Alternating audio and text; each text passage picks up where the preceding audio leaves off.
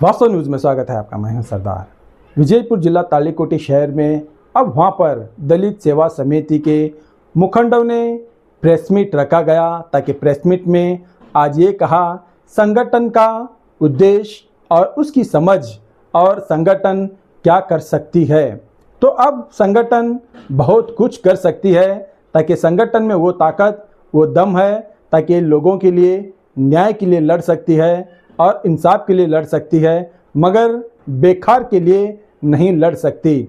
अब किसी को कुछ मुसीबत आ जाए, किसी के साथ नाइंसाफ़ी हो जाए, चाहे कोई राजनीति के लोग हो, चाहे कोई अधिकारी हो, चाहे कोई भी, अगर किसी पर बेवजह अगर जुल्म होता है तो ऐसे ही संगठन उनको साथ देना चाहिए, ऐसे ही संगठन उनको इंसाफ दिलाने के लिए संगठन होता है। मगर कुछ संगठन आप ऐसे हो गए हैं, दुकान बन गए हैं, मकान नहीं बन गए। मकान उनको कहते हैं जिनके लिए एक परिवार के जैसे देखते हैं, वो संगठन कहते हैं, वो मकान कहते हैं। आजकल कुछ संगठन ऐसे बन गए हैं, दुकान बन गए हैं, मगर वो संगठन ऐसे रहना चाहिए, किसी की गुलामगिरी नहीं करना चाहिए, चाहे राजनीति हो, चाहे कोई ऑफिसर हो, चाहे कोई क्यों ना हो, सबको उतना ही बराबर रहना चाहिए। संगठन वहाँ पर इंसाफ होता है, वो दमदार संगठन कहते हैं। अब हमारे देश के बाबा साहब B.R. अम्बेडकर इतना बड़ा संगठन बनाया, इतना बड़ा नाम किया है, इतना बड़ा संविधान बनाया है, ताकि उन्होंने भी ऐसे ही रास्ते पर चलते थे। जहाँ ना इंसाफ होता है वहाँ इंसाफ के लिए बाबा साहब भीमराव अम्बेडकर वो बड़ी दमदार से लड़ते थे। इसीलिए आज उनका नाम अनमोल रत्न से नाम लिया जाता है, भारत रत्न अम्बेडकर कहा जाता है, ताकि इसलिए वो बेवजह किसी के साथ नहीं लड़ते थे, हक पर ही लड़ा करते थे। इसीलिए आज हिंदुस्तान में उनको महानायक के नाम से जाना जाता है। आप यहाँ पर संगठन के क्या क्या उद्देश्य होते हैं, क्या क्या नियम होते हैं, आप उसके लिए उन्होंने ही बताते हैं। आइए देखेंगे एक रिपोर्ट में। ಪಟ್ಟಣದಲ್ಲಿ ದಲಿತ ಸೇವಾ ಸಮಿತಿ ಅಂಬೇಡ್ಕರ್ ದಾರಿ ಎನ್ನುವ ರಾಜ್ಯ ಮಟ್ಟದ ಸಂಘಟನೆಯು ಅಸ್ತಿತ್ವಕ್ಕೆ ಬಂದಿದ್ದು, ಈ ಸಂಘಟನೆಯ ಮುಖ್ಯ ಉದ್ದೇಶ ಸಮಾಜದಲ್ಲಿರುವ ಕೆಡುಕುಗಳ ವಿರುದ್ಧ, ಅನಿಷ್ಟ ಪದ್ಧತಿಗಳ ವಿರುದ್ಧ ಹೋರಾಟ ಮಾಡುವುದರೊಂದಿಗೆ ಡಾಕ್ಟರ್ ಬಾಬಾ ಸಾಹೇಬ್ ಅಂಬೇಡ್ಕರ್ ಅವರ ಶಿಕ್ಷಣ ಸಂಘಟನೆ ಹೋರಾಟ ಎನ್ನುವ ಮಾರ್ಗದರ್ಶನದ ಅಡಿಯಲ್ಲಿ ನಾವುಗಳು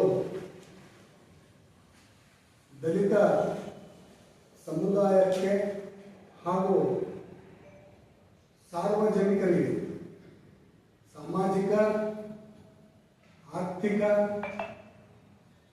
ಶೈಕ್ಷಣಿಕ ಹಕ್ಕುಗಳಿಗಾಗಿ ಹೋರಾಟವನ್ನು ಮಾಡಿ ಅವರಿಗೆ ನ್ಯಾಯ ಕೊಡಿಸುವುದರೊಂದಿಗೆ ಈ ರಾಜ್ಯದ ಮಹಿಳೆಯರ ಹಕ್ಕುಗಳಿಗಾಗಿ ಹೋರಾಟ ಮಾಡುತ್ತಾ ಮುಂದಿನ ದಿನಮಾನಗಳಲ್ಲಿ ನಮ್ಮ ಸಂಘಟನೆಯು ಗ್ರಾಮ ಮಟ್ಟದ ಸಂಘಟನೆಯಾಗಿ, ತಾಲೂಕು ಮಟ್ಟದ ಸಂಘಟನೆಯಾಗಿ, ಜಿಲ್ಲಾ ಮಟ್ಟದಲ್ಲಿಯೂ ನಮ್ಮ ಸಂಘಟನೆಯು ಬೆಳೆಯುತ್ತಾ ರಾಜ್ಯದ ಎಲ್ಲ ಜಿಲ್ಲೆಗಳಿಗೂ ನಮ್ಮ ಹೋರಾಟದ ಎಲ್ಲ ಪ್ರಯತ್ನಗಳನ್ನು ಮಾಡುವುದರೊಂದಿಗೆ ಸಾಮಾಜಿಕ ನ್ಯಾಯ ಕೊಡಿಸುವಲ್ಲಿ ನಮ್ಮ ಒಂದು ಪ್ರಯತ್ನ ಮುಂದುವರಿಯುವ ಉದ್ದೇಶದಿಂದ ನಾವುಗಳು ಇಂದು ನಮ್ಮೆಲ್ಲ ರಾಜ್ಯ ಸಮಿತಿಯ ಸಹಕಾರದೊಂದಿಗೆ ಒಗ್ಗಟ್ಟಾಗಿ ರಾಜಕೀಯ ರಹಿತವಾದಂತಹ ಈ ನಮ್ಮ ಸಂಘಟನೆಯು ಸ್ವತಂತ್ರವಾಗಿ ಸದಾ ಸಾರ್ವಜನಿಕರ ಕುಂದುಕೊರತೆಗಳ ನಿವಾರಣೆಗಾಗಿ ಹಗಲಿರುಳು ಶ್ರಮಿಸುವ ಕಾರ್ಯವನ್ನು ನಾವುಗಳು ಮಾಡುತ್ತೇವೆ ಎಂದು ಇಂದು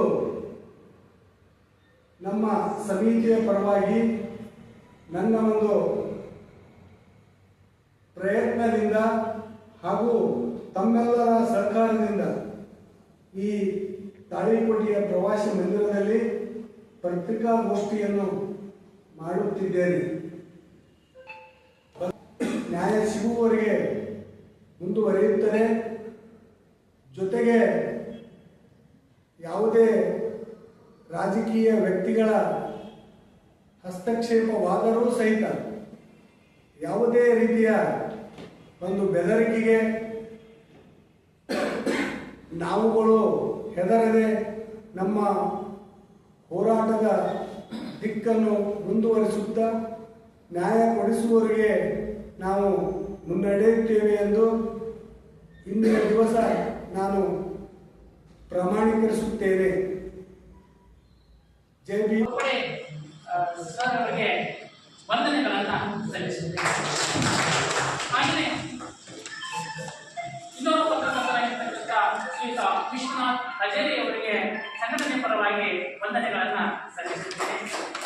ಹಾಗೆಯೇ ಶ್ರೀ ಸಂಜು ಹಜೇರಿ ಪತ್ರಕರ್ತರು ಇವ್ರಿಗೂ ಕೂಡ ವಂದನೆಗಳನ್ನು ಅರ್ಪಿಸುತ್ತೇನೆ.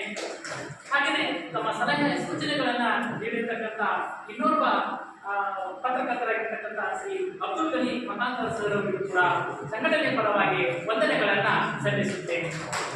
ಹಾಗೆಯೇ ಶ್ರೀಯುತ ಡೇವಿಡ್ ಪುಷ್ಪಾಳ್ ಪತ್ರಕರ್ತರು ಇವ್ರಿಗೂ ಕೂಡ ವಂದನೆಗಳನ್ನು ಸಲ್ಲಿಸುತ್ತೇನೆ. ಹಾಗೆಯೇ ಇನ್ನೋರ್ವ ಪತ್ರಕರ್ತರಾಗಿರ್ತಕ್ಕಂಥ ಶ್ರೀ ಅಲ್ಲಾಬಾನ್ಸ್ ಪತ್ರಕರ್ತರು ಇವ್ರಿಗೂ ಕೂಡ ಸಂಘಟನೆ ಪರವಾಗಿ ವಂದನೆಗಳನ್ನು ಸಲ್ಲಿಸುತ್ತೇನೆ. ಹಾಗೆಯೇ ಶ್ರೀ ನಜೀರ್ ಸಾಬ್ ಚೋರ್ಗಸ್ತಿ DMS ನ್ಯೂಸ್ ಇವ್ರಿಗೂ ಕೂಡ ಸಂಘಟನೆ ಪರವಾಗಿ ವಂದನೆಗಳನ್ನು ಸಲ್ಲಿಸುತ್ತೇನೆ. ಹಾಗೆಯೇ ಶ್ರೀ ಲಕ್ಷ್ಮಣ್ ಕಲಾಲ್ ಇವ್ರಿಗೂ ಕೂಡ ಸಂಘಟನೆಯ ಪರವಾಗಿ ವಂದನಾರ್ಪಣೆಯನ್ನು ಸಲ್ಲಿಸುತ್ತೇನೆ. ಇಲ್ಲಿ ಆಗಮಿಸಿರ್ತಕ್ಕಂಥ ಶ್ರೀ ರವಿ ಕಟ್ಟಿಮನಿ ಅಧ್ಯಕ್ಷರು, ಸಿದ್ಧಾಂತ ಶಿಕ್ಷಣ ಸಂಸ್ಥೆ ತಾಳಿಕೋಟೆ ಇವರು ಈ ಒಂದು ಪತ್ರಿಕಾಗೋಷ್ಠಿಗೆ ಆಗಮಿಸಿದ್ದಾರೆ. ಅವರಿಗೂ ಕೂಡ ವಂದನೆಗಳನ್ನು ಸಲ್ಲಿಸುತ್ತೇನೆ. ಹಾಗೆಯೇ ಶ್ರೀ ರಾಜೇಶ್ ಇನಾಮದಾರ್ ಇವ್ರಿಗೂ ಕೂಡ ಈ ಸಂಘಟನೆ ಪರವಾಗಿ ವಂದನೆಗಳನ್ನು ಸಲ್ಲಿಸುತ್ತೇನೆ. ಹಾಗೆಯೇ ಶ್ರೀ ಸಂಗನಗೌಡ ರೆಡ್ಡಿ ಇವರು ಕೂಡ ಈ ಒಂದು ಪತ್ರಿಕಾಗೋಷ್ಠಿಗೆ ಆಗಮಿಸಿದ್ದಾರೆ. ಅವರಿಗೂ ಕೂಡ ನಮ್ಮ ಸಂಘಟನೆ ಪರವಾಗಿ ವಂದನೆಗಳನ್ನು ಸಲ್ಲಿಸುತ್ತೇನೆ. ಹಾಗೆಯೇ